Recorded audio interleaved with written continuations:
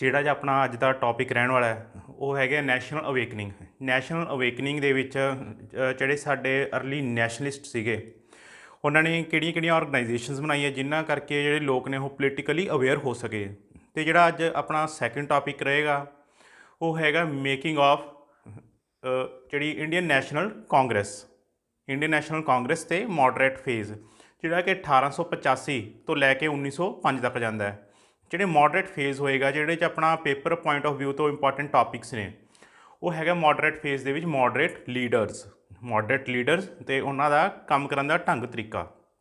ਇਹ ਅੱਜ ਆਪਣਾ ਕੁਛ ਖਾਸ ਟੌਪਿਕ ਰਹੇਗਾ ਪੇਪਰ ਦੇ ਵਿੱਚ। ਅਤੇ ਆਪਾਂ ਨੂੰ ਜਿਹੜਾ ਉਸ ਤੋਂ ਪਹਿਲਾਂ ਜਿਹੜਾ ਆਪਾਂ ਕਰਾਂਗੇ ਪੋਲੀਟੀਕਲ ਆਰਗੇਨਾਈਜੇਸ਼ਨਸ ਜਿਹੜੀਆਂ ਕਿ ਅਰਲੀ ਨੈਸ਼ਨਲਿਸਟ ਨੇ ਬਣਾਈਆਂ ਸੀ। ਇਹ ਪੇਪਰ 'ਚ ਜਾਂ ਤਾਂ ਇਹਦੀ ਕਰੋਨੋਲੋਜੀ ਆਉਂਦੀ ਹੁੰਦੀ ਹੈ ਜਾਂ ਡਾਇਰੈਕਟ ਆਪਾਂ ਨੂੰ MCQs ਦੇ ਵਿੱਚ ਦੀ ਫਾਰਮ ਦੇ ਵਿੱਚ ਇਹ ਕੁਐਸਚਨਸ ਆਪਾਂ ਨੂੰ ਦਿਖਦੇ ਨੇ। ਆਪਾਂ ਜੋ ਉਰੇ ਕਰ ਰਹੇ ਹਾਂ ਉਹ ਹੈਗੀ ਹੈ ਸਪੈਕਟਰਮ ਪਲੱਸ ਜਿਹੜੇ ਮੈਂ UPSC ਵਕਤ ਜਿਹੜੀ ਪ੍ਰੈਪਰੇਸ਼ਨ ਕੀਤੀ ਸੀਗੀ ਉਹਦੇ ਕੁਛ ਕਲਾਸ ਨੋਟਸ ਅਤੇ ਉਸ ਤੋਂ ਬਾਅਦ ਜਿਹੜੇ NCERTs ਨੇ ਇਹ ਆਪਾਂ ਤਿੰਨਾਂ ਦਾ ਕੰਬੀਨੇਸ਼ਨ ਕਰ ਰਹੇ ਹਾਂ ਤਾਂ ਜੋ ਕਿਉਂਕਿ ਹਿਸਟਰੀ ਇੰਨੀ ਵਾਸਟ ਹੈ ਆਪਾਂ ਨੂੰ ਪਤਾ ਨਹੀਂ ਹੁੰਦਾ ਪੇਪਰ 'ਚ ਕਿੱਥੋਂ ਕੀ ਫਰੇਮ ਹੋ ਜੇ। ਇਸ ਕਰਕੇ ਜਿਹੜਾ ਮੇਰਾ ਐਕਸਪੀਰੀਅੰਸ ਸੀਗਾ ਮੈਂ ਹੁਣ ਤੱਕ ਦਾ ਉਸ ਕਰਕੇ ਇਹਨਾਂ ਤਿੰਨਾਂ ਨੂੰ ਜਿਹੜਾ ਆਪਾਂ ਕੋਲੈਬੋਰੇਸ਼ਨ ਕਰਕੇ ਕਰ ਰਹੇ ਹਾਂ ਤਾਂ ਕਿ ਆਪਣਾ ਪੇਪਰ ਦੇ ਵਿੱਚ ਕੋਈ ਵੀ ਕੁਐਸਚਨ ਨਾ ਛੁੱਟੇ। ਤੁਸੀਂ ਇਹ ਵੀਡੀਓ ਦੇਖਣ ਤੋਂ ਬਾਅਦ ਕੋਈ ਵੀ MCQ ਲਗਾ ਕੇ ਦੇਖ ਸਕਦੇ ਹੋ, ਤੁਹਾਨੂੰ ਪਤਾ ਲੱਗ ਜਾਊਗਾ ਵੀ ਇਹਦਾ ਕੰਟੈਂਟ ਕਿੰਨਾ ਕੁ ਕੁਆਲਿਟੀ ਕੰਟੈਂਟ ਸੀਗਾ। ਹੁਣ ਨੈਕਸਟ ਇਸ ਤੋਂ ਪਹਿਲਾਂ ਕਿ ਆਪਾਂ ਸ਼ੇਅਰ ਸਬਸਕ੍ਰਾਈਬ ਲਾਈਕ ਇਹ ਤੁਸੀਂ ਆਪਣੇ ਆਪ ਕਰ ਦਿਆ ਕਰੋ। ਅਤੇ ਹੁਣ ਜਿਹੜਾ ਆਪਾਂ ਅੱਜ ਦਾ ਟੌਪਿਕ ਆ ਉਹ ਆਪਾਂ ਸਟਾਰਟ ਕਰਾਂਗੇ ਜਿਹਦੇ ਵਿੱਚ ਫਸਟ ਆਪਾਂ ਕਰਨਾ ਪੋਲੀਟੀਕਲ ਆਰਗੇਨਾਈਜੇਸ਼ਨਸ ਐਂਡ ਫਾਊਂਡਰਸ। ਜਿਹੜੀ ਪੋਲੀਟੀਕਲ ਆਰਗੇਨਾਈਜੇਸ਼ਨ ਸੀਗੀਆਂ ਸਭ ਤੋਂ ਪਹਿਲਾਂ ਆਉਂਦਾ ਉਹਦੇ ਵਿੱਚ ਬੰਗਾਲ ਬ੍ਰਿਟਿਸ਼ ਇੰਡੀਆ ਸੁਸਾਇਟੀ। ਜਿਹੜੀ ਬੰਗਾਲ ਬ੍ਰਿਟਿਸ਼ ਇੰਡੀਆ ਸੁਸਾਇਟੀ ਸੀਗੀ ਜਿਹੜਾ ਇਹਦਾ ਫਾਊਂਡਰ ਸੀਗਾ ਉਹ ਹੈਗਾ ਜਾਰਜ ਥਾਮਸ। ਤੁਸੀਂ ਇਹਦੇ ਜਿਵੇਂ ਪੁਆਇੰਟਰਸ ਹੁੰਦੇ ਨੇ ਐਵੇਂ ਨੋਟ ਕਰ ਸਕਦੇ ਹੋ ਕਿਉਂਕਿ ਆਪਾਂ ਨੂੰ ਇਹ ਡਾਇਰੈਕਟ ਇੱਦਾਂ ਹੀ ਪੁੱਛੇ ਜਾਂਦੇ ਨੇ ਤਾਂ ਆਪਾਂ ਕਾਪੀ ਪੈਨਸਲ ਲੈ ਕੇ ਇਹਨੂੰ ਨਾਲ ਦੀ ਨਾਲ ਨੋਟ ਕਰਦੇ ਜਾਈਏ। ਨੈਕਸਟ ਆਪਣੇ ਕੋਲ ਲੈਂਡ ਹੋਲਡਰਸ ਸੁਸਾਇਟੀ। ਜਿਹੜੀ ਲੈਂਡ ਹੋਲਡਰ ਸੁਸਾਇਟੀ ਹੈ ਉਹ ਦਵਾਰਕਾਨਾਥ ਟੈਗੋਰ ਦੁਆਰਾ ਬਣਾਈ ਗਈ ਸੀਗੀ। ਇਸੇ ਤਰ੍ਹਾਂ ਨੈਕਸਟ ਆ ਜਾਂਦੀ ਹੈ ਈਸਟ ਇੰਡੀਆ ਐਸੋਸੀਏਸ਼ਨ। ਜਿਹੜੀ ਈਸਟ ਇੰਡੀਆ ਐਸੋਸੀਏਸ਼ਨ ਹੈ ਇਹਦੀ ਜਿਹੜੀ ਫਾਰਮੇਸ਼ਨ ਆ ਉਹ ਲੰਡਨ ਵਿੱਚ ਹੋਈ ਸੀ, ਦਾਦਾ ਭਾਈ ਨਾਰੋਜੀ ਨੇ ਕੀਤੀ ਸੀਗੀ ਤਾਂ ਕਿ ਜੋ ਜਿਹੜੇ ਇੰਡੀਅਨਸ ਦੇ ਮੁੱਦੇ ਸੀਗੇ ਲੋਕਾਂ ਨੂੰ ਬਾਹਰ ਅਵੇਅਰ ਕੀਤਾ ਜਾਵੇ। ਜਿਹੜੇ ਸਾਡੇ ਇੰਡੀਅਨਸ ਐਬਰੋਡ ਰਹਿੰਦੇ ਸੀਗੇ ਉਹਨਾਂ ਨੂੰ ਨੈਸ਼ਨਲ ਮੂਵਮੈਂਟ ਦੇ ਵਿੱਚ ਲਿਆਉਣ ਦੇ ਲਈ, ਉਹਨਾਂ ਨੂੰ ਆਪਣੇ ਹੱਕਾਂ ਬਾਰੇ ਦੱਸਣ ਦੇ ਲਈ ਦਾਦਾ ਭਾਈ ਨਾਰੋਜੀ ਨੇ ਇੱਕ ਈਸਟ ਇੰਡੀਆ ਐਸੋਸੀਏਸ਼ਨ ਬਣਾਈ ਸੀਗੀ ਲੰਡਨ ਦੇ ਵਿੱਚ। ਨੈਕਸਟ ਆਪਣੇ ਕੋਲ ਇੰਪੋਰਟੈਂਟ ਜਿਹੜੀ ਆ ਜਾਂਦੀ ਹੈ ਉਹ ਹੈਗੀ ਹੈ ਇੰਡੀਅਨ ਨੈਸ਼ਨਲ ਲੀਗ। ਜਿਹੜੀ ਇੰਡੀਅਨ ਨੈਸ਼ਨਲ ਲੀਗ ਹੈ ਇਹ ਕਈ ਵਾਰ ਪੇਪਰ 'ਚ ਪੁੱਛਿਆ ਜਾਂਦਾ ਬਹੁਤ ਵਾਰ। ਤੁਸੀਂ ਜਦੋਂ ਪ੍ਰੀਵੀਅਸ ਈਅਰ ਦੇ ਕੁਐਸਚਨਸ ਦੇਖੋਗੇ ਤੁਹਾਨੂੰ ਉੱਥੇ ਦਿਖ ਵੀ ਜਾਏਗਾ।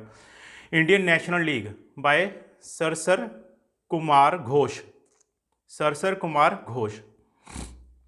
ਇਸ ਤਰ੍ਹਾਂ ਜਿਹੜੀ ਨੈਕਸਟ ਹੈ ਉਹ ਹੈਗੀ ਹੈ Indian association of Indian association of Kolkata ਜਾਂ ਫਿਰ ਕੈਲਕਟਾ। ਇਹ ਬਣਾਈ ਸੀਗੀ ਸੁਰਿੰਦਰਨਾਥ ਬੈਨਰਜੀ ਅਤੇ ਆਨੰਦ ਮੋਹਨ ਬੋਸ। ਫਿਰ ਇੰਡੀਅਨ ਨੈਸ਼ਨਲ ਕਾਨਫਰੰਸ ਵੀ ਇਹਨਾਂ ਦੋਨਾਂ ਨੇ ਬਣਾਈ ਸੀ, ਸੁਰਿੰਦਰਨਾਥ ਬੈਨਰਜੀ ਅਤੇ ਆਨੰਦ ਮੋਹਨ ਬੋਸ। ਜਿਹੜੀ ਇਹਨਾਂ ਦੋਨਾਂ ਦੀਆਂ ਦੋ ਆਰਗੇਨਾਈਜੇਸ਼ਨ ਸੀਗੀਆਂ। ਫਿਰ ਨੈਕਸਟ ਜਿਹੜੀ ਆਪਣੇ ਕੋਲ ਆ ਜਾਂਦੀ ਹੈ ਇਹ ਬਣਦੀ ਹੈ ਮੁੰਬਈ ਦੇ ਵਿੱਚ ਪੂਨਾ ਸਾਰਵਜਨਿਕ ਸੰਘ। ਇਹ MG ਰਾਨਡੇ, ਮਾਧਵਦਾਸ ਗੋਪਾਲਦਾਸ ਰਾਨਡੇ ਇਹ ਉਹਦੇ ਦੁਆਰਾ ਬਣਾਈ ਜਾਂਦੀ ਹੈ। ਨੈਕਸਟ ਜਿਹੜੀ ਆਪਣੇ ਕੋਲ ਆ ਜਾਂਦੀ ਹੈ ਫਿਰ ਉਸ ਤੋਂ ਬਾਅਦ ਜਿਹੜਾ ਆਪਾਂ ਅੱਜ ਦਾ ਸੈਕਿੰਡ ਟੌਪਿਕ ਹੈ ਉਹ ਹੈਗਾ Indian national Congress and moderate phase. ਆਪਾਂ ਸਾਰਿਆਂ ਨੂੰ ਪਤਾ ਨਹੀਂ ਇੰਡੀਅਨ ਨੈਸ਼ਨਲ ਕਾਂਗਰਸ ਹੈ ਉਹ 1885 ਦੇ ਵਿੱਚ ਬਣਦੀ ਹੈ ਅਤੇ ਇਹਦੇ ਪਿੱਛੇ ਜਿਹੜਾ ਮੇਨ ਆਰਕੀਟੈਕਟ ਹੁੰਦਾ ਹੈ ਯਾਨੀ ਕਿ ਕਿਹਦੀ ਸੋਚ ਹੁੰਦੀ ਹੈ ਉਹ A.O. ਹਿਊਮ ਹੈ। ਇੱਕ ਅੰਗਰੇਜ਼ ਹੈ ਰਿਟਾਇਰਡ ਸਿਵਲ ਸਰਵੈਂਟ A.O. ਹਿਊਮ। ਇਹ ਉਹਦੀ ਸੋਚ ਸੀਗੀ ਵੀ ਕਿ ਆਪਾਂ ਇੱਕ ਪਾਰਟੀ ਬਣਾਈਏ ਜਿਹਦਾ ਨਾਮ ਰੱਖਿਆ ਜਾਂਦਾ ਹੈ Indian national Congress. But starting ਜਿਹੜਾ ਇਹਦਾ ਨਾਮ ਸੀਗਾ ਉਹ ਇੰਡੀਅਨ ਨੈਸ਼ਨਲ ਯੂਨੀਅਨ ਸੀਗਾ। A.O. ਹਿਊਮ ਦਾ ਜਿਹੜਾ ਆਈਡੀਆ ਸੀ ਉਹ ਇੰਡੀਅਨ ਨੈਸ਼ਨਲ ਯੂਨੀਅਨ ਸੀਗਾ।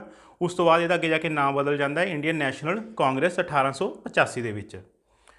ਜਿਹੜਾ ਇਹਦਾ ਪਹਿਲਾ ਸੈਸ਼ਨ ਹੁੰਦਾ ਇੰਡੀਅਨ ਨੈਸ਼ਨਲ ਕਾਂਗਰਸ ਦਾ ਜਿਹੜਾ ਪਹਿਲਾ ਸੈਸ਼ਨ ਹੈ ਉਹ ਗੋਕੁਲਦਾਸ ਜਿਹੜਾ ਗਰਾਊਂਡ ਹੈ ਗੋਕੁਲਦਾਸ ਤੇਜਪਾਲ ਗਰਾਊਂਡ ਮੁੰਬਈ ਦੇ ਵਿੱਚ 1885 'ਚ ਇਹਦੀ ਪਹਿਲੀ ਮੀਟਿੰਗ ਹੁੰਦੀ ਹੈ। ਜਿਹੜਾ ਦਾ ਪਹਿਲਾ ਪ੍ਰੈਜ਼ੀਡੈਂਟ ਹੋਏਗਾ ਇਸ ਮੀਟਿੰਗ ਦੇ ਵਿੱਚ ਉਹ ਉਮੇਸ਼ ਚੰਦਰ ਬੈਨਰਜੀ ਹੁੰਦਾ। ਆਪਾਂ ਨੂੰ ਪੇਪਰ ਦੇ ਵਿੱਚ ਕਈ ਵਾਰ ਪੁੱਛਿਆ ਹੁੰਦਾ ਪਹਿਲੀ ਮੀਟਿੰਗ ਕਿੱਥੇ ਹੋਈ ਤਾਂ ਆਪਾਂ ਆਨਸਰ ਦੇਵਾਂਗੇ ਬੰਬੇ। ਇਹ ਕਿਹਦੀ ਥਿੰਕਿੰਗ ਸੀ A.O. ਹਿਊਮ। ਇਹਦਾ ਪਹਿਲਾ ਪ੍ਰੈਜ਼ੀਡੈਂਟ ਕੌਣ ਸੀ ਫਸਟ INC ਦਾ जिस तरह आप टेबल कॉन्फ्रेंसिस करते हैं उस तरह ये मीटिंग्स ने। INC ਦੇ ਵਿੱਚ ਪਹਿਲਾ ਪ੍ਰੈਜ਼ੀਡੈਂਟ ਕੌਣ ਸੀ? भूमेश चंद्र बैनर्जी। तो इसी तरह जे मुस्लिम पूछा जाए तो बदरुद्दीन तायाब जी जो मुस्लिम प्रैजीडेंट रहा है। फिर नैक्सट अपने को आ जाता है एक इसी तरह 1890 के वीमेंस इंपावरमेंट की कोशिश करते हैं, दिखाते हैं कि जी वीमेंस ने वह भी योगदान है नैशनल मूवमेंट के। उसदे एक वीमेन लीड करती है जी कि फस्ट वीमेन बनती है कलकत्ता यूनीवर्सिटी तो ग्रैजुएट, यानी कि first women graduate of Calcutta university. वह नाम है कदम्बनी गांगुली। कदम्बनी गांगुली अपन कई बार डायरैक्ट पूछा होंगे who is the first women graduate of Calcutta university, तो आंसर होएगा कदम्बनी गांगुली। फिर उस तो बाद कुछ थ्योरी जो ये ह्यूम नैशनल कांग्रेस बना दिंदा है। नैशनल कांग्रेस बनाने तो बाद जो साढ़े अर्ली नैशनलिस्ट होंगे ने उन्होंने कुछ डर होंगे ने कि अंग्रेज़ों ने बॉडी क्यों बनाती, जो असी कुछ करते तो विरोध करते थे, हुणे आप इन्होंने क्यों बनाती। तो उस जोड़े उन्होंने दिमाग के कुछ टपले से, यानी कि आप कह सकते हैं कुछ इस रिगार्डिंग कन्फ्यूजन सी, तो कुछ पोलीटिकल थ्योरीज जी थ्योरीज उन्होंने दित्तियां, उन्होंने कुछ विश्वास रखने वाले लोग थे भी थ्योरीज भी हाँ इदा ने इदा ही बनाई होनी आ भी, इस करके वो जी सब तो पॉपूलर थ्योरी आती है वो हैगी सेफ्टी वॉल्व थ्योरी। वैसे कुछ खास नहीं हैगी सेफ्टी वॉल्व। सेफ्टी वॉल्व तो नाम तो ही पता लगता जिवें कुकर के उपर अपनी सीटी लगी होंगी है, जो बहुत सारा प्रैशर हो जाता तो सीटी उपर हो जाती है तो वह प्रैशर रिलीज़ हो जाता है। तो लाला लाजपत राय नूं लगदा सीगा भी जिहड़ी अंग्रेज़ों ने ए ह्यूम ने जिहड़ी नैशनल कांग्रेस बनाई आ ये सिर्फ एक पोलीटिकल डिसकंटेंट, यानी कि जिहड़ा लोकां दा गुस्सा वो रिलीज़ करने के लिए बनाई आ। तो एक्चुअल जी थिंकिंग भी इदा ही सी कांग्रेस जी अपना अंग्रेज़ सीगे उन्होंने जी बॉडी बनाई सी एक नैशनल लैवल पर उन्होंने एक बॉडी बनाती सी, क्योंकि जोड़े नैशनलिस्ट से ये बहुत तंग कर रहे थे। तो अंग्रेज़ों को लग्या कि आपस जिस तरह एक आप इन्हों एक लैजिसलेचर दे दें तो अपने बैठे बोली जाएंगे तो आप उन्होंने सुनांगे ही नहीं, वो अपना एक दूजे चो गुस्सा कड्ढी जाएंगे तो आप एक कन चो सुनांगे दूजे चो कढ़ देंगे। इसी करके उन्होंने बनाई सी। तो थ्योरी भी यही कहती है भी अंग्रेज़ों ने बॉडी तां बनाई है कि ये आपस में भिड़ते रहणगे तो उस तो बाद जो इन्हों का गुस्सा शांत हो जाऊगा। एक क्योंकि अंग्रेज जोड़े अपने नैशनलिस्ट उन्होंने डिमांड सी भी सानू लैजिसलेचर के लिया जाए, साड़ी जी रिप्रजेंटेशन आ वो वधाई जाए तो असी अपने फैसले आप करिए। इसी इन्हों के चलते बनाती कि इन्हों का जोड़ा पोलीटिकल तौर पर जो गुस्सा वो अपने आप शांत होंदा रहेगा। ये हैगी सेफ्टी वॉल्व थ्योरी। नैक्सट आ जाती है एक थ्योरी है कॉन्सपीरेसी थ्योरी। ये भी कुछ इसी तरह की सी भी अंग्रेज़ों ने भी कॉन्सपीरेसी की है। इनू जोड़ा प्रपाउंडर सीगा वो सीगा RP दत्त, यानी कि इन्हें एस्टैबलिश की सी थ्योरी RP दत्त। जी सेफ्टी वॉल सी वो सी लाला लाजपत राय। इस तरह एक थ्योरी हैगी लाइटनिंग कंडक्टर, वो हैगी GK गोखले, गोपाल किशन गोखले। जो गोपाल किशन गोखले है ये मॉडरेट सीगा ते गांधी का पोलीटिकल गुरु भी है। फिर नैक्सट जो अपने को आ जाता है वो है मॉडरेट फेज़। हूँ अपने को शुरू हो जाता 1885 तो लैके 1905। 1905 वो वाली डेट है जो करजन बंगाल की पार्टीशन कर दिंदा। 1805 तो लैके अपने को मॉडरेट फेज़ चलेगा। फिर अपने को एक्सट्रीमिस्ट फेस आ जाता है क्योंकि पहला लोग शांत होंगे ने। फिर उस तो बाद जो इन्होंने लगता भी इन्हों का भी ये शांति नाल काम नहीं होंदा, फिर हथियार चकते हैं, वह मतलब एक्सट्रीमिस्ट फेस आ जाता है। फिर उस तो बाद जो इंडिविजुअल हीरोइक एक्शन वगैरह करते हैं फिर वो आ जाते हैं। इस तरह अपना अज है वो आप करा मॉडरेट फेज़ 1885 तो लैके 1905। ये भी एक क्रोनोलॉजी होंगी है मॉडरेट फेज़, एक्सट्रीमिस्ट फेस्ट तो अगे जो भी होर दिता होएगा। तो आपको ये डेट भी नाल याद रखनी 1885 तो लैके 1905 तक मॉडरेट फेज़ रहिंदा अपने को। मॉडरेट आप तां कहने क्योंकि इन्होंने जोड़े काम करन दे ढंग तरीके से वो मॉडरेट सीगे, यानी कि संविधान दीयां हद्दां दे विच रह के विरोध करना ये इन्हों का काम होंदा सीगा। यानी कि पहला आप जे इन्हों की गल नहीं सुनी जाती ये पहला प्रेयर करते थे, यानी कि सुन लो अर्जियां देंदे सीगे, पटीशनस पाते थे। जो फिर भी नहीं सी गल बनती फिर ये धरना प्रदर्शन करते थे, जिदा किसी का घर घेर लिया या कुछ होर कर लिया। इस तरह मतलब कोई भी ये उस नॉन वायलेंट जी गतिविधियां ने वो करते थे, वायलेंस नहीं सी करते। ये इन्हों का काम करने का ढंग तरीका सी, prayer, petition and constitutional agitation. ਜਿਹੜੇ मेन लीडर्स ਆਪਾਂ ਨੂੰ एग्जाम पूछे जाते हैं, कई बार 4 ऑप्शन दित्तियां होंदियां ने तो उन्होंने ਵਿੱਚੋਂ एक एक्सट्रीमिस्ट होंदा है, उन्होंने पूछा होंदा है ਇਹਦੇ ਵਿੱਚੋਂ ਕਿਹੜਾ मॉडरेट लीडर नहीं हैगा, ਜਾਂ फिर एक्सट्रीमिस्ट दे देंगे ਉਹਦੇ ਵਿੱਚ एक मॉडरेट होएगा, पूछ लैणगे भी ਇਹਨਾਂ ਚੋਂ ਕਿਹੜਾ मॉडरेट लीडर है। ਹੁਣ ਜਿਹੜੇ मॉडरेट इंपॉर्टेंट मॉडरेट लीडर्स ने वो सब तो पहला नाम आंदा दादा भाई नारोजी। ਸੈਕਿੰਡ ਆਪਣੇ ਕੋਲ ਆਉਂਦੇ ਨੇ ਬਦਰੁਦੀਨ ਤਾਇਆਬ ਜੀ, ਫਿਰ ਫਿਰੋਜ਼ ਸ਼ਾਹ ਮਹਿਤਾ, ਡੀ ਵੱਚਾ, ਗੋਪਾਲ ਕਿਸ਼ਨ ਗੋਖਲੇ, ਆਨੰਦ ਮੋਹਨ ਬੋਸ, ਸੁਰਿੰਦਰ ਨਾਥ ਬੈਨਰਜੀ। ਇਹ ਆਪਾਂ ਕੋਲ ਕੁਛ ਹੈਗੇ ਨੇ ਜਿਹੜੇ ਕਿ ਇੰਪੋਰਟੈਂਟ ਨੇ, ਆਪਾਂ ਨੂੰ ਐਗਜ਼ਾਮ 'ਚ ਕੁਐਸਚਨ ਇਹਨਾਂ ਦੇ ਆਲੇ ਦੁਆਲੇ ਹੀ ਘੁੰਮਦਾ ਰਹਿੰਦਾ। ਫੀਸ ਆਪਾਂ ਉਹ ਡਿਸਕਸ ਕਰ ਚੁੱਕੇ ਹਾਂ ਵੀ ਇਹਨਾਂ ਦੇ ਮੈਥਡ ਕੀ ਸੀਗੇ, ਪ੍ਰੇਅਰ, ਪਟੀਸ਼ਨ ਐਂਡ ਕੌਨਸਟੀਟਿਊਸ਼ਨਲ ਐਜੀਟੇਸ਼ਨ। ਹੁਣ ਨੈਕਸਟ ਆਪਣੇ ਕੋਲ ਆ ਜਾਂਦਾ ਹੈ ਵੀ ਇਹਨਾਂ ਦਾ ਯੋਗਦਾਨ ਕੀ ਰਿਹਾ, ਕੰਟਰੀਬਿਊਸ਼ਨ ਆਫ ਮੋਡਰੇਟਸ। ਐਕਚੁਅਲ 'ਚ ਆਪਾਂ ਨੂੰ ਇਹ ਨਹੀਂ ਪੁੱਛਣਗੇ ਪੇਪਰ 'ਚ ਯੋਗਦਾਨ ਕੀ ਰਿਹਾ, ਪੇਪਰ 'ਚ ਆਪਾਂ ਨੂੰ ਇਹ 4 ਸਟੇਟਮੈਂਟ, ਜਿਸ ਤਰ੍ਹਾਂ ਤੁਸੀਂ PCS ਦੇ PPSC ਦੇ ਪੇਪਰ ਦੇਖੇ ਹੋਣਗੇ, ਕਈ ਵਾਰ ਆਪਾਂ ਨੂੰ 4-5 ਸਟੇਟਮੈਂਟਸ ਆ ਜਾਂਦੀਆਂ ਨੇ, ਫਿਰ ਉਸ ਤੋਂ ਬਾਅਦ ਜਿਹੜੀ ਅੱਗੇ ਆਪਸ਼ਨਸ ਹੁੰਦੀਆਂ ਨੇ ਉਹ 'ਚ ਕੰਬੀਨੇਸ਼ਨਸ ਹੁੰਦੇ ਨੇ, ਯਾਨੀ ਕਿ AB ਕਰੈਕਟ, ਆਲ ਦੀ ਅਬਵ ਆਰ ਕਰੈਕਟ ਜਾਂ ਫਿਰ ਨਨ ਕਰੈਕਟ।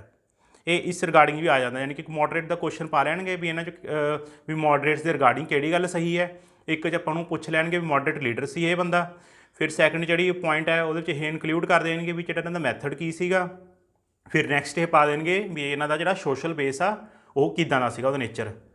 ਜੇ ਇਹ ਕਹਿ ਦੇਣ ਕੁਐਸਚਨ ਦੇ ਵਿੱਚ ਵੀ ਜਿਹੜੇ ਇਹ ਅਰਲੀ ਨੈਸ਼ਨਲਿਸਟ ਸੀਗੇ, ਮੋਡਰੇਟ ਸੀਗੇ, ਉਹਨਾਂ ਦਾ ਸੋਸ਼ਲ ਬੇਸ ਯਾਨੀ ਕਿ ਬਹੁਤ ਵਾਈਡ ਸੀਗਾ ਜਾਂ ਬਰੌਡ ਸੀਗਾ, ਤਾਂ ਇਹ ਕਹਿਣਾ ਬਿਲਕੁਲ ਗਲਤ ਹੋਏਗਾ। ਉਹ ਕਿਵੇਂ ਗਲਤ ਹੋਏਗਾ ਆਪਾਂ ਹੁਣ ਦੇਖਾਂਗੇ।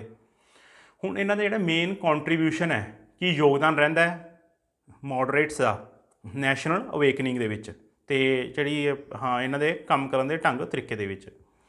ਸਭ ਤੋਂ ਪਹਿਲਾਂ ਇਹ ਹੈਗੇ ਨੇ ਇਕਨੋਮਿਕ ਕ੍ਰਿਟੀਕ ਆਫ ਬ੍ਰਿਟਿਸ਼ ਇੰਪੀਰੀਅਲਿਜ਼ਮ, ਯਾਨੀ ਕਿ ਆਰਥਿਕ ਤੌਰ 'ਤੇ ਅੰਗਰੇਜ਼ਾਂ ਨੇ ਕਿਵੇਂ ਲੁੱਟ ਖਸੁੱਟ ਕੀਤੀ, ਲੋਕਾਂ ਨੂੰ ਇਸ ਪ੍ਰਤੀ ਇਹਨਾਂ ਨੇ ਜਾਗਰੂਕ ਕੀਤਾ। ਆਪਾਂ ਦੇਖਿਆ ਇਹਨਾਂ ਨੇ ਕੁਝ ਥਿਊਰੀਜ਼ ਦਿੱਤੀਆਂ, ਜਿਨ੍ਹਾਂ ਦੇ ਵਿੱਚੋਂ ਜਿਹੜੀ ਬਹੁਤ ਸਿਗਨੀਫਿਕੈਂਟ ਹੈ, ਪੇਪਰ 'ਚ ਬਹੁਤ ਫਰੀਕੁਐਂਟ ਕੁਐਸਚਨ ਹੁੰਦਾ, ਤੁਸੀਂ ਵੀ ਦੇਖਿਆ ਹੋਊਗਾ, ਦਾਦਾ ਭਾਈ ਨਾਰੋਜੀ। ਦਾਦਾ ਭਾਈ ਨਾਰੋਜੀ ਨੇ ਇੱਕ ਥਿਊਰੀ ਦਿੱਤੀ ਸੀਗੀ, drain of wealth theory. Drain of wealth ਕੀ ਹੈ, ਆਪਾਂ ਕਹਿੰਦੇ ਨਾ ਬ੍ਰੇਨ ਡਰੇਨ ਹੋ ਗਿਆ, ਇਸੇ ਤਰ੍ਹਾਂ ਡਰੇਨ ਆਫ ਵੈਲਥ, ਜਿਹੜੇ ਸਾਡਾ ਭਾਰਤ ਦਾ ਸਰਮਾਇਆ ਉਹ ਕਿਸ ਤਰ੍ਹਾਂ ਬਾਹਰ ਜਾ ਰਿਹਾ, ਸਾਡੇ ਪੈਸੇ ਕਿੱਦਾਂ ਲੰਡਨ ਜਿਹੜਾ ਸਾਡਾ ਲੈ ਕੇ ਜਾ ਰਿਹਾ, ਅੰਗਰੇਜ਼ ਲੈ ਕੇ ਜਾ ਰਹੇ ਨੇ। ਇਹ ਥਿਊਰੀ ਸੀਗੀ ਡਰੇਨ ਆਫ ਵੈਲਥ ਥਿਊਰੀ। ਉਹ ਕਿੱਦਾਂ ਜਾ ਰਿਹਾ, ਕਿਉਂਕਿ ਜਿਹੜੇ ਡਿਫੈਂਸ ਦੇ ਵਿੱਚ ਜਿਹੜੇ ਵੀ ਆਪਣੇ ਬ੍ਰਿਟਿਸ਼ਰਸ ਉਰੇ ਰਿਕਰੂਟ ਹੁੰਦੇ ਸੀਗੇ, ਇਹਨਾਂ ਦੇ ਸਿਵਲ ਸਰਵੈਂਟਸ, ਉਹਨਾਂ ਦੀ ਤਨਖਾਹ ਇੰਡੀਆ ਦੇ ਰੈਵਨਿਊ ਦੇ ਵਿੱਚੋਂ ਜਾਂਦੀ ਸੀਗੀ। ਫਿਰ ਉਸ ਤੋਂ ਬਾਅਦ ਜਿਹੜੇ ਪੈਨਸ਼ਨਰ ਸੀਗੇ ਲੰਡਨ ਦੇ ਵਿੱਚ, ਪੈਨਸ਼ਨ ਲੈ ਕੇ ਲੰਡਨ ਚਲੇ ਗਏ, ਉਹਨਾਂ ਦੀ ਪੈਨਸ਼ਨ ਵੀ ਇੱਥੋਂ ਹੀ ਜਾਂਦੀ ਸੀ, ਭਾਰਤ ਦੇ ਖਜ਼ਾਨੇ ਦੇ ਵਿੱਚੋਂ। ਇਸ ਤਰ੍ਹਾਂ ਇਹਨਾਂ ਨੇ ਸਮਝਾਇਆ ਵੀ ਕਿੱਦਾਂ ਅਸੀਂ ਜਿਹੜੇ ਸੈਲਫ ਸਫੀਸ਼ੀਐਂਟ ਸੀਗੇ, ਆਪਣਾ ਖਾਂਦੇ ਸੀ, ਆਪਣਾ ਕਮਾਉਂਦੇ ਸੀਗੇ, ਕਿਵੇਂ ਸਾਨੂੰ ਦੂਜੇ 'ਤੇ ਨਿਰਭਰ ਕਰਤਾ, ਕਿੱਦਾਂ ਅਸੀਂ ਫਿਨਿਸ਼ਡ ਪ੍ਰੋਡਕਟ ਬਣਾਉਂਦੇ ਸੀ ਅਤੇ ਸਾਨੂੰ ਕਿੱਥੇ ਲਿਆ ਕੇ ਖੜਾ ਕਰਤਾ, ਸਿਰਫ ਐਜ਼ ਏ ਐਕਸਪੋਰਟਰ ਆਫ ਰਾ ਮਟੀਰੀਅਲ। ਸਾਤੋਂ ਰਾ ਮਟੀਰੀਅਲ ਜਿਹੜੀ ਕਿ ਜਿਹੜਾ ਬੇਸਿਕ ਮਟੀਰੀਅਲ ਹੈ ਉਹ ਲੈ ਜਾਂਦੇ ਨੇ, ਜਿਵੇਂ ਕਾਟਨ ਲੈ ਗਏ, ਅਤੇ ਉੱਥੋਂ ਇਹ ਫਿਨਿਸ਼ਡ ਪ੍ਰੋਡਕਟ ਲੈ ਕੇ ਆਉਂਦੇ ਸੀ, ਜਿਹੜੇ ਕਿ ਬਹੁਤ ਸਸਤੇ ਹੁੰਦੇ ਸੀ। ਜਦੋਂ ਹਿੰਦੁਸਤਾਨ ਦਾ ਪ੍ਰੋਡਕਟ ਬਾਹਰ ਜਾ ਕੇ ਵਿਕਦਾ ਸੀ, ਉਹਦੇ ਉੱਪਰ ਕਸਟਮ ਡਿਊਟੀ ਅਤੇ ਇੰਪੋਰਟ ਡਿਊਟੀ ਇੰਨੀ ਜ਼ਿਆਦਾ ਲਾ ਦਿੰਦੇ ਸੀ, ਉਹ ਡਿਸਕਰੇਜ ਹੋ ਜਾਂਦਾ ਸੀਗਾ। ਇਸ ਕਰਕੇ ਮਹਿੰਗਾ ਹੋਣ ਕਰਕੇ ਸਾਡਾ ਪ੍ਰੋਡਕਟ ਖਰੀਦਿਆ ਨਹੀਂ ਸੀ ਜਾਂਦਾ। ਉਹਨਾਂ ਦਾ ਜਿਹੜਾ ਮਸ਼ੀਨ ਗੁੱਡ ਸੀਗਾ, ਮਸ਼ੀਨ ਦੇ ਦੁਆਰਾ ਬਣਿਆ ਹੋਇਆ, ਉਹ ਬਹੁਤ ਵੋਲੀਅਮ ਦੇ ਵਿੱਚ ਬਣਾਉਂਦਾ ਸੀ। ਜਿਹਨੂੰ ਪਤਾ ਹੈ ਜਦੋਂ ਕੋਈ ਚੀਜ਼ ਬਹੁਤ ਮਾਤਰਾ 'ਚ ਬਣਦੀ ਹੈ ਤਾਂ ਉਹਦੀ ਪ੍ਰੋਡਕਸ਼ਨ ਕਾਸਟ ਘੱਟ ਆਉਂਦੀ ਹੈ ਅਤੇ ਲੋਕਾਂ 'ਚ ਉਹ ਸਸਤਾ ਵਿਕ ਜਾਂਦਾ ਹੈ। ਇਹੀ ਸੇਮ ਪ੍ਰੋਸੈਸ ਸੀਗਾ, ਸਾਤੋਂ ਤੋਂ ਮਹਿੰਗਾ ਭਾਅ ਸਾਤੋਂ ਸਸਤੇ ਭਾਅ ਜਿਹੜਾ ਰਾ ਮਟੀਰੀਅਲ ਲੈ ਜਾਣਾ, ਅਤੇ ਉਸ ਤੋਂ ਜਿਹੜਾ ਫਿਨਿਸ਼ਡ ਪ੍ਰੋਡਕਟ ਕੱਪੜੇ ਬਣਾ ਕੇ ਉਹ ਉਰੇ ਸਸਤੇ ਭਾਅ 'ਚ ਵੇਚ ਦੇਣੇ। ਇਸ ਤਰ੍ਹਾਂ ਜਿਹੜਾ ਸਾਡਾ ਪੈਸਾ ਉਹ ਬਾਹਰ ਜਾ ਰਿਹਾ ਸੀਗਾ। ਜਿਹੜੀ ਇਹਨਾਂ ਨੂੰ ਉਰੇ ਪੈਸੇ ਮਿਲਦੇ ਸੀਗੇ, ਯਾਨੀ ਕਿ ਜਿਹੜੀ ਤਨਖਾਹ ਮਿਲਦੀ ਸੀਗੀ, ਉਹ ਵੀ ਇਹ ਬਾਹਰ ਭੇਜੀ ਜਾਂਦੇ ਸੀਗੇ। ਜਿਵੇਂ ਰੈਮਿਟੈਂਸ ਆਪਾਂ ਹੁਣ ਕੰਸੀਡਰ ਕਰਦੇ ਹਾਂ ਵੀ ਰੈਮਿਟੈਂਸ ਸਭ ਤੋਂ ਆਪਣੇ ਇੰਡੀਆ ਦੇ ਹਾਈ ਨੇ, ਉਸ ਵਕਤ ਉਹਨਾਂ ਦੇ ਹਾਈ ਸੀਗੇ, ਸਾਤੋਂ ਪੈਸੇ ਉੱਥੇ ਲੈ ਜਾਂਦੇ ਸੀ। ਇਹ ਸੀਗੀ ਡਰੇਨ ਆਫ ਵੈਲਥ ਥਿਊਰੀ ਦਾਦਾ ਭਾਈ ਨਾਰੋਜੀ ਦੀ। ਫਿਰ ਸੀਗਾ ਇਹਨਾਂ ਦੇ ਸੰਵਿਧਾਨਿਕ ਰਿਫੋਰਮਸ, ਕੌਂਸਟੀਟਿਊਸ਼ਨਲ ਰਿਫੋਰਮਸ ਦੀ ਹਮੇਸ਼ਾ ਹੀ ਗੱਲ ਕਰਦੇ ਰਹੇ ਸੀ ਵੀ ਸਾਡੀ ਜਿਹੜੀ ਰਿਪਰੈਜ਼ੈਂਟੇਸ਼ਨ ਹੈ ਲਾਅ ਦੇ ਵਿੱਚ, ਕਾਨੂੰਨ ਬਣਾਉਣ ਦੇ ਵਿੱਚ, ਉਹ ਵਧਾਈ ਜਾਵੇ। ਬਜਟ ਦੇ ਉੱਪਰ ਸਾਨੂੰ ਜ਼ਿਆਦਾ ਕੰਟਰੋਲ ਦਿੱਤਾ ਜਾਵੇ, ਸਾਡੇ ਫਾਈਨਾਂਸਿਸ ਦੇ ਵਿੱਚ ਜ਼ਿਆਦਾ ਸਾਨੂੰ ਕੰਟਰੋਲ ਦਿੱਤਾ ਜਾਵੇ। ਜਦੋਂ ਇਹਨਾਂ ਨੇ ਕੌਂਸਟੀਟਿਊਸ਼ਨ ਰਿਫੋਰਮਸ ਦੀ ਗੱਲ ਕੀਤੀ ਤਾਂ ਇੰਪੀਰੀਅਲ ਲੈਜਿਸਲੇਟਿਵ ਕੌਂਸਲ ਬਣਾ ਦਿੰਦੇ ਨੇ ਅੰਗਰੇਜ਼ by Indian council act 1861 imperial legislative ਸਾਡੀ ਕੌਂਸਲ ਬਣ ਜਾਂਦੀ ਹੈ। ਫਿਰ ਉਸ ਤੋਂ ਬਾਅਦ ਜਿਹੜੀਆਂ ਇਹਦੀ ਡਿਮਾਂਡਸ ਨੇ, ਜਿਹੜੀਆਂ ਇਹ ਡਿਮਾਂਡਸ ਕਰ ਰਹੇ ਸੀਗੇ ਵੀ ਸਾਨੂੰ ਜਿਹੜੀ ਇਹ ਹੁਣ ਤੁਸੀਂ ਕੌਂਸਲ ਬਣਾਤੀ, ਇਹਦੇ ਵਿੱਚ ਨਾ ਜ਼ਿਆਦਾਤਰ ਨੋਮੀਨੇਟਿਡ ਮੈਂਬਰਸ ਹੁੰਦੇ ਸੀਗੇ, ਤੇ ਉਹਨਾਂ ਦੀ ਜਿਹੜੀ ਸੰਖਿਆ ਬਹੁਤ ਘੱਟ ਸੀ, ਯਾਨੀ ਕਿ 6 ਤੋਂ ਇਹ 10 ਕੁ ਹੁੰਦੇ ਸੀਗੇ ਗਵਰਨਰ ਜਨਰਲ ਦੀ ਲੈਜਿਸਲੇਟਿਵ ਜਿਹੜੀ ਇੰਪੀਰੀਅਲ ਲੈਜਿਸਲੇਟਿਵ ਕਾਉਂਸਲ ਹੈ। ਫਿਰ ਜਿਹੜੇ ਇਹਨਾਂ ਦੀ ਮੰਗਾਂ ਸੀਗੀਆਂ ਵੀ ਇੰਪੀਰੀਅਲ ਲੈਜਿਸਲੇਟਿਵ ਕਾਉਂਸਲ ਨੂੰ ਐਕਸਪੈਂਡ ਕੀਤਾ ਜਾਵੇ, ਇੰਡੀਅਨਸ ਦੀ ਗ੍ਰੇਟਰ ਰਿਪਰੈਜ਼ੈਂਟੇਸ਼ਨ ਹੋਵੇ, ਬਜਟ ਦੇ ਉੱਪਰ ਇੰਡੀਅਨਸ ਦਾ ਕੰਟਰੋਲ ਹੋਵੇ। ਤੇ ਇਹ ਸਾਰੀਆਂ ਜਿਹੜੀਆਂ ਮੰਗਾਂ ਸੀਗੀਆਂ, ਇਹ ਇਹਨਾਂ ਨੇ ਫਿਰ ਤੋਂ ਇੱਕ ਨਵਾਂ ਐਕਟ ਬਣਾਤਾ, ਉਹ ਸੀਗਾ Indian council act 1892, Indian council act 1892। ਉਹਦੇ ਵਿੱਚ ਜਿਹੜੀ ਇਹਨਾਂ ਦੀ ਜਿਹੜੀਆਂ ਮੰਗਾਂ ਸੀਗੀਆਂ ਉਹ ਮੰਨ ਲੈਂਦੇ ਨੇ, ਬਟ ਇਹ ਨੀਰਾ ਧੋਖਾ ਸੀਗਾ। 1892 ਦਾ ਜਿਹੜਾ ਐਕਟ ਸੀਗਾ ਇੱਕ ਮਖੌਟਾ ਸੀਗਾ, ਯਾਨੀ ਕਿ ਜਿਵੇਂ ਕਿ ਤੁਹਾਨੂੰ ਦੱਸਿਆ, ਇਹ ਜਿਹੜੀ ਇਹਨਾਂ ਨੇ ਕੌਂਸਲ ਬਣਾਈ ਸੀਗੀ, ਇਹ ਸਿਰਫ ਤਾਂ ਬਣਾਈ ਸੀਗੀ, ਇਹ ਆਪਸ ਦੇ ਵਿੱਚ ਜਿਹੜਾ ਇਹਨਾਂ ਦਾ ਗੁੱਸਾ ਉਹ ਸ਼ਾਂਤ ਹੋ ਜਾਊਗਾ, ਆਪਣਾ ਬੋਲ ਕੇ ਚੁੱਪ ਕਰ ਲੈਣਗੇ ਅਤੇ ਲੋਕਾਂ ਨੂੰ ਕੰਮ ਅੰਗਰੇਜ਼ ਕਰਨਗੇ। ਪਰ ਲੋਕਾਂ ਨੂੰ ਲੱਗਾਗਾ ਵੀ ਜਿਹੜੇ ਉਹਨਾਂ ਦੇ ਨੁਮਾਇੰਦੇ ਅਸੀਂ ਚੁਣੇ ਨੇ, ਅਸੀਂ ਜਿਹੜੇ ਉਹਨਾਂ ਦੀ ਨੁਮਾਇੰਦਗੀ ਕਰਨ ਲਈ ਉਹਨਾਂ ਦੀ ਇੱਕ ਬਾਡੀ ਬਣਾਈ ਹੈ, ਇਹ ਕੰਮ ਉਹਨਾਂ ਨੇ ਕੀਤਾ। ਯਾਨੀ ਕਿ ਜਿਹੜਾ ਆਪਣਾ ਕੀਤਾ ਹੈ, ਉਹ ਆਪਣੇ ਜਿਹੜੇ ਮਾੜੇ ਕਰਮ ਸੀਗੇ ਉਹਨਾਂ ਦੇ, ਉਹ ਇੰਡੀਅਨਸ ਦੇ ਸਿਰ 'ਤੇ ਥੋਪਣੇ ਜਾਂਦੇ ਸੀਗੇ, ਵੀ ਪਿੱਛੇ ਰਹਿ ਕੇ ਕੰਮ ਕਰ ਰਹੇ ਸੀਗੇ। ਜਿਵੇਂ ਅੱਜ ਕੱਲ੍ਹ ਜਿਵੇਂ ਸਰਕਾਰੀ ਏਜੰਸੀਆਂ ਨੇ ਉਹ ਕਰਦੀਆਂ ਨੇ ਕੰਮ, ਉਹ ਕਰਦੀਆਂ ਨੇ ਕਿਉਂਕਿ ਬਦਨਾਮ ਪਿਆਦਾ ਹੁੰਦਾ, ਪਰ ਸਰਕਾਰ ਬਦਨਾਮ ਨਹੀਂ ਹੁੰਦੀ। ਤੁਹਾਨੂੰ ਪਤਾ ਜਿਸ ਤਰ੍ਹਾਂ ਗੋਲਡਨ ਟੈਂਪਲ ਦੇ ਵਿੱਚ ਹੋਇਆ, ਕੰਮ ਪਿਆਦੇ ਨਹੀਂ ਕੀਤਾ, ਬਟ ਜਿਹੜਾ ਮੇਨ ਪਿੱਛੇ ਮਾਸਟਰ ਮਾਈਂਡ ਸੀ ਉਹ ਏਜੰਸੀਜ਼ ਸੀਗੀਆਂ। ਸੇਮ ਉਸੀ ਤਰ੍ਹਾਂ ਇਹ ਜਿਹੜਾ ਇੰਡੀਅਨ ਕੌਂਸਲ ਐਕਟ 1892 ਹੈ, ਅੰਗਰੇਜ਼ਾਂ ਦੀ ਮਨਸ਼ਾ ਇਹੀ ਸੀ ਬਣਾਉਣ ਦੀ ਇਹਦੇ ਵਿੱਚ ਕਿ ਇਹ ਕੰਮ ਅਸੀਂ ਕਰਾਂਗੇ, ਬਟ ਜਿਹੜਾ ਬਦਨਾਮ ਹੈ ਉਹ ਆਪਣੇ ਆਪ ਹੋਣਗੇ। ਇਸ ਕਰਕੇ ਇਹਨੇ ਜਿਹੜੀ ਫਸਟ ਉਹਨਾਂ ਨੇ ਗੱਲ ਕੀਤੀ ਸੀਗੀ ਵੀ ਸਾਨੂੰ ਐਕਸਪੈਂਸ਼ਨ ਕੀਤੀ ਜਾਵੇ, ਤਾਂ ਉਸੇ ਤਰ੍ਹਾਂ ਉਹਨਾਂ ਨੇ ਅੰਗਰੇਜ਼ਾਂ ਨੇ 1892 ਦੇ ਐਕਟ ਵਿੱਚ ਕੀਤਾ, ਨੰਬਰ ਆਫ ਜਿਹੜੇ ਨੌਨ ਆਫੀਸ਼ੀਅਲਸ ਸੀਗੇ, number of non officials Indians ਵਰ ਰੇਜ਼ਡ, ਯਾਨੀ ਕਿ ਉਹਨਾਂ ਦੀ ਨੰਬਰ ਹੈ ਵਧਾਤਾ। ਇਨ ਬੋਥ ਜਿਹੜੀ ਇਹਨਾਂ ਦੀ ਇੰਪੀਰੀਅਲ ਲੈਜਿਸਲੇਟਿਵ ਕਾਉਂਸਿਲ ਸੀ, ਇੱਕ ਪ੍ਰੋਵਿੰਸ਼ੀਅਲ ਲੈਜਿਸਲੇਟਿਵ ਕਾਉਂਸਿਲ ਸੀਗੀ। ਆਪਾਂ 1892 ਦਾ ਐਕਟ ਹੈ, ਇਹਦੇ ਸਾਰੇ ਪੁਆਇੰਟਸ ਚੰਗੀ ਤਰ੍ਹਾਂ ਯਾਦ ਰੱਖਣੇ ਨੇ। ਕਈ ਵਾਰ ਪੁੱਛਿਆ ਜਾਂਦਾ ਵੀ 1892 ਦੇ ਐਕਟ ਦੇ ਰਿਗਾਰਡਿੰਗ ਕਿਹੜਾ ਪੁਆਇੰਟ ਇਹਨਾਂ 'ਚੋਂ ਗਲਤ ਹੈ। ਆਪਾਂ ਗਲਤ ਤਾਂ ਹੀ ਦੱਸ ਸਕਾਂਗੇ ਜੇ ਆਪਾਂ ਨੂੰ ਇਹਨਾਂ ਸਾਰੀਆਂ ਪ੍ਰੋਵੀਜ਼ਨਸ ਬਾਰੇ ਪਤਾ ਹੋਏਗਾ, ਜਿਹੜੀਆਂ ਮੇਨ ਪ੍ਰੋਵੀਜ਼ਨਸ ਨੇ। ਇੱਕ ਪ੍ਰੋਵੀਜ਼ਨ ਹੈ ਜਿਹੜੇ ਨੰਬਰ ਆਫ ਐਡੀਸ਼ਨਲ ਮੈਂਬਰ ਸੀਗੇ ਉਹ ਆਪਾਂ ਇਨਕਰੀਜ਼ ਕਰਤੇ, ਇਹ ਨਹੀਂ ਪੁੱਛਿਆ ਕਰਨੇ ਕਰਤੇ, ਬਸ ਆਪਾਂ ਇਹਨਾਂ ਨੇ ਇਨਕਰੀਜ਼ ਕਰਤੇ ਇੰਪੀਰੀਅਲ ਲੈਜਿਸਲੇਟਿਵ ਕਾਉਂਸਿਲ ਵੀ ਅਤੇ ਪ੍ਰੋਵਿੰਸ਼ੀਅਲ ਲੈਜਿਸਲੇਟਿਵ ਕਾਉਂਸਿਲ ਦੇ ਵਿੱਚ ਵੀ। ਫਿਰ ਨੈਕਸਟ ਸੀਗਾ ਇਹਦੇ ਵਿੱਚ ਜਿਹੜੇ ਮੈਂਬਰ ਸੀਗੇ ਨੌਨ ਆਫੀਸ਼ੀਅਲ ਮੈਂਬਰਸ, ਹੁਣ ਉਹਨਾਂ ਦੀ ਗਿਣਤੀ ਕਿੰਨੀ ਹੋ ਜਾਂਦੀ ਹੈ? 10 ਤੋਂ 16 ਹੋ ਜਾਂਦੀ ਹੈ। 10 ਤੋਂ 16 ਹੋ ਜਾਂਦੀ ਹੈ। ਜਿਹੜਾ ਆਪਣਾ ਗਵਰਨਰ ਜਨਰਲ ਸੀਗਾ, ਜਿਹੜੇ ਆਪਣੇ ਨੌਨ ਆਫੀਸ਼ੀਅਲਸ ਮੈਂਬਰ ਹੁੰਦੇ ਨੇ ਇਨ ਲੈਜਿਸਲੇਟਿਵ ਕਾਉਂਸਿਲ, ਹੁਣ ਉਹਨਾਂ ਦੀ ਜਿਹੜੀ ਨੋਮੀਨੇਸ਼ਨ ਹੈ, ਯਾਨੀ ਕਿ ਉਹਨੂੰ ਨੋਮੀਨੇਟ ਕੌਣ ਕਰੇਗਾ? ਉਹਨੂੰ ਕਰੇਗਾ Bengal chamber of commerce, Bengal chamber of commerce ਅਤੇ ਪ੍ਰੋਵਿੰਸ਼ੀਅਲ ਲੈਜਿਸਲੇਟਿਵ ਕਾਉਂਸਿਲਸ, ਇਹ ਇਹਨਾਂ ਨੂੰ ਨੋਮੀਨੇਟ ਕਰਕੇ ਭੇਜਣਗੀਆਂ। ਹੁਣ ਇਹ ਮਖੌਟਾ ਕਿਵੇਂ ਸੀਗਾ? ਉਹਨਾਂ ਨੇ ਕਿਹਾ ਸੀ ਇਨਕਰੀਜ਼ ਕਰ ਦਿਓ, ਇਹਨਾਂ ਨੇ ਇਨਕਰੀਜ਼ ਕਰਤੇ। ਬਟ ਇਹ ਜੋ ਮੇਨ ਪੁਆਇੰਟ ਕੀ ਸੀਗਾ, ਜਿਹੜੀ ਇਹ ਇਨਕਰੀਜ਼ ਸੀਗੀ, ਇਹ ਹਾਲੇ ਵੀ ਇਹ ਮਾਈਨੋਰਟੀ ਸੀਗੇ, ਬਟ ਅੰਗਰੇਜ਼ ਸੀਗੇ ਜਿਹੜੇ ਉਹ ਮੈਜੋਰਟੀ ਸੀਗੇ। ਹੁਣ ਨਾਮ ਤੋਂ ਹੀ ਸਪਸ਼ਟ ਹੈ ਅਨਆਫੀਸ਼ੀਅਲ, ਇਹਨਾਂ ਕੋਲ ਰੀਅਲ ਦੇ ਵਿੱਚ ਕੋਈ ਪਾਵਰ ਨਹੀਂ ਸੀਗੀ। ਅਨਆਫੀਸ਼ੀਅਲ ਕੋਲ ਕਦੇ ਕੋਈ ਪਾਵਰ ਨਹੀਂ ਨਾ ਹੁੰਦੀ, ਇਸੇ ਤਰ੍ਹਾਂ ਇਹਨਾਂ ਕੋਲ ਕੋਈ ਪਾਵਰ ਨਹੀਂ ਸੀਗਾ, ਸਿਰਫ ਕ੍ਰਿਟੀਸਾਈਜ਼ ਕਰ ਸਕਦੇ ਸੀਗੇ, ਕੋਈ ਐਕਸ਼ਨ ਨਹੀਂ ਸੀ ਲੈ ਸਕਦੇ। ਇਸ ਤਰ੍ਹਾਂ ਮੈਂਬਰ ਜਿਨ੍ਹਾਂ ਨੇ ਇਨਕਰੀਜ਼ ਕੀਤੇ ਸੀਗੇ ਉਹ ਮੈਂਬਰ ਨੋਮੀਨੇਟ ਹੋਣਗੇ, ਅਤੇ ਜਿਹੜੇ ਮੈਂਬਰ ਨੋਮੀਨੇਟ ਹੋਣਗੇ ਉਹਨਾਂ ਨੂੰ ਕੌਣ ਨੋਮੀਨੇਟ ਕਰੇਗਾ? ਪ੍ਰੋਵਿੰਸ਼ੀਅਲ ਲੈਜਿਸਲੇਟਿਵ ਕਾਉਂਸਿਲਸ ਅਤੇ ਬੰਗਾਲ ਚੈਂਬਰ ਆਫ ਕਮਰਸ। ਫਿਰ ਉਸ ਤੋਂ ਬਾਅਦ ਕੁਛ ਬਾਡੀਜ਼ ਸੀਗੀਆਂ ਉਹ ਵੀ ਕਰਦੀਆਂ ਸੀਗੀਆਂ, ਜਿਸ ਤਰ੍ਹਾਂ ਆਪਾਂ ਕਹਿ ਸਕਦੇ ਹਾਂ ਉਹ ਵੀ ਰਿਕਮੈਂਡ ਕਰਦੀਆਂ ਸੀਗੀਆਂ। ਜਿਵੇਂ ਅੱਜ ਆਪਾਂ ਪੋਲੀਟਿਕਸ ਕਰਦੇ ਹਾਂ ਵੀ ਰਾਜ ਸਭਾ 'ਚ ਕਿੰਨੇ ਮੈਂਬਰ ਨੋਮੀਨੇਟਡ ਹੁੰਦੇ ਨੇ, ਉਸੇ ਤਰ੍ਹਾਂ ਇਹ ਸੀਗਾ। ਜਿਹੜੇ ਮੈਂਬਰਸ ਨੂੰ ਰਿਕਮੈਂਡ ਕੌਣ ਕਰ ਸਕਦਾ ਸੀ? ਜਿਹੜੇ ਕੁਛ ਰਿਕਮੈਂਡਡ ਮੈਂਬਰਸ ਹੁੰਦੇ ਸੀਗੇ ਉਹ ਸੀਗੇ universities, zamindars and chamber of commerce. ਹੁਣ ਜਿਹੜੇ ਇਹਦੇ ਵਿੱਚ ਨੋਮੀਨੇਟ ਮੈਂਬਰ ਹੁੰਦੇ ਨੇ ਉਹ ਤਕਰੀਬਨ 45 ਕੁ ਹੁੰਦੇ ਨੇ, ਬਟ ਐਕਚੁਅਲ ਦੇ ਵਿੱਚ ਜਿਹੜੇ ਪ੍ਰੈਜ਼ੈਂਟ ਹੁੰਦੇ ਨੇ ਉਹ ਸਿਰਫ 5 ਹੀ ਪ੍ਰੈਜ਼ੈਂਟ ਹੁੰਦੇ ਨੇ, ਕਿਉਂਕਿ ਜ਼ਿਆਦਾਤਰ ਜਿਹੜੇ 'ਚ ਲੋਕ ਸੀਗੇ ਉਹ ਬਹੁਤ ਹੀ ਪ੍ਰੋਸਪਰਸ ਸੀਗੇ, ਅਮੀਰ ਸੀਗੇ ਅਤੇ ਅੰਗਰੇਜ਼ਾਂ ਪ੍ਰਤੀ ਲੋਇਲ ਸੀਗੇ। ਅਤੇ ਆਗਾ ਖਾਨ ਵਰਗੇ ਜਿਹੜੇ ਇੰਡੀਪੈਂਡੈਂਟ ਸੀਗੇ ਉਹ ਬਹੁਤ ਹੀ ਘੱਟ ਸੀਗੇ ਇਹਦੇ ਵਿੱਚ, ਯਾਨੀ ਕਿ ਜਿਹੜੀ ਮੇਨ ਇਫੈਕਟਿਵ ਪਾਵਰ ਹੈ ਉਹ ਫਿਰ ਵੀ ਅੰਗਰੇਜ਼ਾਂ ਦੇ ਕੋਲ ਹੀ ਰਹਿਣੀ ਸੀਗੀ। ਇਸ ਕਰਕੇ ਇਹਨੂੰ ਆਪਾਂ ਕਿਹਾ ਕਿ ਮਖੌਟਾ ਸੀਗਾ। ਉਸੇ ਤਰ੍ਹਾਂ ਇਹਨਾਂ ਨੇ ਡਿਮਾਂਡ ਕੀਤੀ ਸੀ ਬਜਟ ਦੇ ਵਿੱਚ ਸਾਡਾ ਕੰਟਰੋਲ ਦਿੱਤਾ ਜਾਵੇ। ਇਹਨਾਂ ਨੇ ਕਹਿਤਾ ਜਿਹੜਾ ਬਜਟ ਹੈ ਉਹ ਤੁਸੀਂ ਡਿਸਕਸ ਕਰ ਸਕਦੇ ਹੋ, ਕੁਐਸਚਨ ਕਰ ਸਕਦੇ ਹੋ, ਬਟ ਇਹਦੇ ਉੱਪਰ ਤੁਸੀਂ ਵੋਟ ਨਹੀਂ ਕਰ ਸਕਦੇ ਵੀ ਸਾਨੂੰ ਇਹ ਚੀਜ਼ ਮਨਜ਼ੂਰ ਨਹੀਂ। ਵੋਟ ਜਿਵੇਂ ਹੁਣ ਵੋਟ ਪੈਂਦੀ ਹੈ ਵੋਟਿੰਗ ਔਨ ਬਜਟ, ਆਪਾਂ ਇਹ ਨਹੀਂ ਸੀ ਕਰ ਸਕਦੇ 1892 ਦੇ ਐਕਟ ਦੇ ਨਾਲ।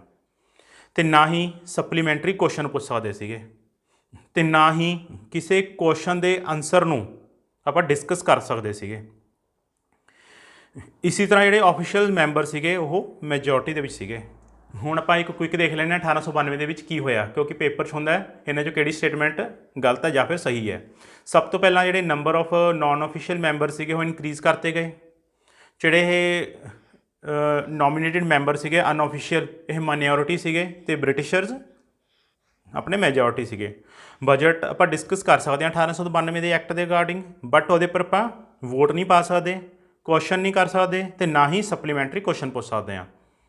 ਇਹ ਆਪਾਂ ਨੂੰ PPSC ਦੇ ਵਿੱਚ ਇਸ ਰਿਗਾਰਡਿੰਗ ਬਹੁਤ ਵਾਰੀ ਇਸੇ ਤਰ੍ਹਾਂ ਮਲਟੀਪਲ ਸਟੇਟਮੈਂਟਸ ਆਉਂਦੀਆਂ ਨੇ, ਇਸ ਕਰਕੇ ਆਪਾਂ ਕਹਿ ਸਕਦੇ ਹਾਂ ਇਸ ਪਰ ਕਿ ਨੀਰਾ ਮਖੌਟਾ ਸੀਗਾ। ਫਿਰ ਉਸ ਤੋਂ ਬਾਅਦ ਆਪਣੇ ਕੋਲ ਆ ਜਾਂਦਾ ਹੈ ਜਿਹੜੇ ਇਹ ਰਿਫੋਰਮਸ ਕੀਤੇ ਗਏ ਸੀਗੇ, ਜਿਹੜੇ ਅੰਗਰੇਜ਼ਾਂ ਨੇ ਰਿਫੋਰਮਸ ਕੀਤੇ। ਆਪਾਂ 2 ਐਕਟ ਦੇਖ ਲਏ, ਇੰਪੀਰੀਅਲ ਹੋ ਗਿਆ ਆਪਣਾ ਇੰਪੀਰੀਅਲ ਕੌਂਸਲ ਐਕਟ ਸੀਗਾ। ਫਿਰ ਉਸ ਤੋਂ ਬਾਅਦ ਆਪਾਂ ਇਹ ਦੇਖਿਆ ਇੰਡੀਅਨ ਕੌਂਸਲ ਐਕਟ 1892 ਵਾਲਾ। ਇਹਨੂੰ ਕਾਂਗਰਸ ਦੇ ਸੈਸ਼ਨ ਦੇ ਵਿੱਚ ਅੱਗੇ ਕ੍ਰਿਟੀਸਾਈਜ਼ ਕੀਤਾ ਜਾਂਦਾ ਹੈ। ਕ੍ਰਿਟੀਸਾਈਜ਼ ਤਾਂ ਹੀ ਕਰਦੇ ਨੇ ਕਿਉਂਕਿ ਉਹਨਾਂ ਨੂੰ ਜਿਹੜੀਆਂ ਡਿਮਾਂਡਾਂ ਰੱਖੀਆਂ ਸੀਗੀਆਂ ਉਹ ਸਿਰਫ ਉੱਪਰੋਂ ਕਰਤੀਆਂ, ਬਟ ਉਹਦੀਆਂ ਮੇਨ ਪ੍ਰੋਵੀਜ਼ਨ ਸੀ ਉਹ ਉਹਨਾਂ ਨੇ ਬਦਲਤੀਆਂ, ਇਸ ਕਰਕੇ ਇਹਦਾ ਬਹੁਤ ਵਿਰੋਧ ਕੀਤਾ ਜਾਂਦਾ ਹੈ। ਫਿਰ ਆਪਾਂ ਹੁਣ ਇਹਦਾ ਨੇਚਰ ਦੇਖਦੇ ਹਾਂ। ਹੁਣ ਜਿਹੜਾ ਇਹਦਾ ਨੇਚਰ ਸੀਗਾ, ਜਿਹੜਾ ਇਹਦਾ ਨੇਚਰ ਹੈ ਸੋਸ਼ਲ ਬੇਸ, ਜਿਵੇਂ ਕਿ ਆਪਾਂ ਰਿਗਾਰਡਿੰਗ ਸਟਾਰਟਿੰਗ ਗੱਲ ਕੀਤੀ ਸੀ, ਇਹਨਾਂ ਦਾ ਜਿਹੜਾ ਸੋਸ਼ਲ ਬੇਸ ਆ ਉਹ ਕਿਵੇਂ ਦਾ ਸੀਗਾ। ਸੋਸ਼ਲ ਬੇਸ ਨੈਰੋ ਸੀਗਾ, ਕਿਉਂਕਿ ਜਿਹੜੇ ਪੋਪੂਲਰ ਸਪੋਰਟਸ ਜਿਹੜੇ ਲੋਕ ਸੀਗੇ ਉਹ ਇਹ 'ਚ ਜ਼ਿਆਦਾ ਇਹਨਾਂ ਨੇ ਇਨਕਲੂਡ ਹੀ ਨਹੀਂ ਕੀਤੇ, ਕਿਉਂਕਿ ਇਹਨਾਂ ਨੂੰ ਉਹਨਾਂ ਦੇ ਉੱਪਰ ਵਿਸ਼ਵਾਸ ਨਹੀਂ ਸੀਗਾ ਵੀ ਜਿਹੜੇ ਲੋਕ ਨੇ ਪੋਲੀਟੀਕਲੀ ਕੌਨਸ਼ੀਅਸ ਨੇ, ਅਵੇਅਰ ਨੇ, ਉਹਨਾਂ ਨੂੰ ਆਪਣੇ ਹੱਕਾਂ ਬਾਰੇ ਪਤਾ। ਇਸ ਕਰਕੇ ਇਹ ਹਮੇਸ਼ਾ ਜਾਂ ਤਾਂ ਵੈਲਦੀ ਲੋਕਾਂ ਲਈ ਜਿਹੜੇ ਰਾਈਟ ਟੂ ਵੋਟ ਦਾ ਅਧਿਕਾਰ ਮੰਗਦੇ ਸੀਗੇ ਅਤੇ ਵੀਮੈਨਸ ਨੂੰ ਤਾਂ ਇਹ ਐਕਸਕਲੂਡ ਕਰਦੇ ਸੀਗੇ, ਲੈਂਦੇ ਹੀ ਨਹੀਂ ਸੀ ਵੀ ਵੀਮੈਨਸ ਨੂੰ ਵਿੱਚ ਇਹ ਆਪਣੀ ਅਰਲੀ ਮੂਵਮੈਂਟਸ ਦੇ ਵਿੱਚ। ਇਸ ਕਰਕੇ ਇਹ ਜਿਹੜੇ ਮਾਸਿਸ ਨੇ ਉਹ ਇਹਨਾਂ ਨੂੰ ਨਹੀਂ ਜੁੜ ਸਕੇ। ਸਿਰਫ ਪੜ੍ਹੇ ਲਿਖੇ ਲੋਕ ਜਾਂ ਤਾਂ ਜਿਨ੍ਹਾਂ ਕੋਲ ਬਹੁਤ ਪੈਸਾ ਸੀਗਾ ਉਹੀ ਇਸ ਦਾ ਹਿੱਸਾ ਸੀਗੇ। ਇਸ ਕਰਕੇ ਆਪਾਂ ਕਹਿ ਸਕਦੇ ਹਾਂ ਜਿਹੜਾ ਪੋਲੀਟੀਕਲ ਬੇਸ ਹੈ ਉਹ ਨੈਰੋ ਸੀਗਾ, ਕਿਉਂਕਿ ਇਹ 'ਚ ਮਾਸ ਪਾਰਟੀਸਪੇਸ਼ਨ ਨਹੀਂ ਸੀਗੀ, ਵੀਮਨ ਪਾਰਟੀਸਪੇਸ਼ਨ ਨਾ ਦੇ ਬਰਾਬਰ ਸੀਗੀ। ਜੇ ਇੱਕ ਅੱਧੀ ਹੋ ਗਈ ਤਾਂ ਇਹਦਾ ਮਤਲਬ ਇਹ ਨਹੀਂ ਹੈਗਾ ਵੀ ਪਾਰਟੀਸਪੇਸ਼ਨ ਹੋ ਗਈ, ਤਾਂ ਨਾ ਦੇ ਬਰਾਬਰ ਸੀਗੀ। ਉਸੇ ਤਰ੍ਹਾਂ ਜਿਹੜੇ ਰਿਫੋਰਮ ਸੀਗੇ ਇਹਨਾਂ ਨੇ ਕਾਂਗਰਸ ਸੈਸ਼ਨ ਦੇ ਵਿੱਚ ਕ੍ਰਿਟੀਸਾਈਜ਼ ਕੀਤੇ। ਸਭ ਤੋਂ ਪਹਿਲਾਂ ਜੋ ਆਪਾਂ ਨੂੰ ਪੁੱਛਿਆ ਜਾਂਦਾ ਐਗਜ਼ਾਮ ਦੇ ਵਿੱਚ ਉਹ ਹੁੰਦਾ ਵੀ ਜਿਹੜੀ ਡਿਮਾਂਡ ਆਫ ਸੈਲਫ ਗਵਰਨਮੈਂਟ ਹੈ ਉਹ ਸਭ ਤੋਂ ਪਹਿਲਾਂ ਕਿਹਨੇ ਮੰਗੀ। ਜਿਹੜੀ ਡਿਮਾਂਡ ਆਫ ਸੈਲਫ ਗਵਰਨਮੈਂਟ ਹੈ ਉਹ ਸਭ ਤੋਂ ਪਹਿਲਾਂ ਕਿਹਨੇ ਮੰਗੀ, ਕਿਹੋ ਜਿਹੀ ਜਿਹੜੀ ਇਹ ਜਿਹੜੇ ਨੈਸ਼ਨਲਿਸਟ ਕਿਵੇਂ ਦੀ ਮੰਗਦੇ ਸੀਗੇ, ਕਹਿੰਦੇ ਸਾਨੂੰ ਇਹੋ ਜਿਹੀ ਸੈਲਫ ਗਵਰਨਮੈਂਟ ਦਿਓ ਜਿਹੜੀਆਂ ਤੁਹਾਡੀਆਂ ਸੈਲਫ ਰੈਗੂਲੇਟਿੰਗ ਕਲੋਨੀਜ਼ ਨੇ ਕੈਨੇਡਾ ਅਤੇ ਆਸਟ੍ਰੇਲੀਆ ਵਰਗੀਆਂ, ਜਿਹੜਾ ਉੱਥੋਂ ਦਾ ਸਿਸਟਮ ਹੈ ਕਹਿੰਦਾ ਸਾਨੂੰ ਉਸ ਤਰ੍ਹਾਂ ਦਾ ਸੈਲਫ ਗਵਰਨਮੈਂਟ ਦਿਓ। ਇਹ ਡਿਮਾਂਡ ਰੱਖਣ ਵਾਲਾ ਸਭ ਤੋਂ ਪਹਿਲਾਂ ਬੰਦਾ ਸੀ ਦਾਦਾ ਭਾਈ ਨਾਰੋਜੀ 1904 ਦੇ ਵਿੱਚ।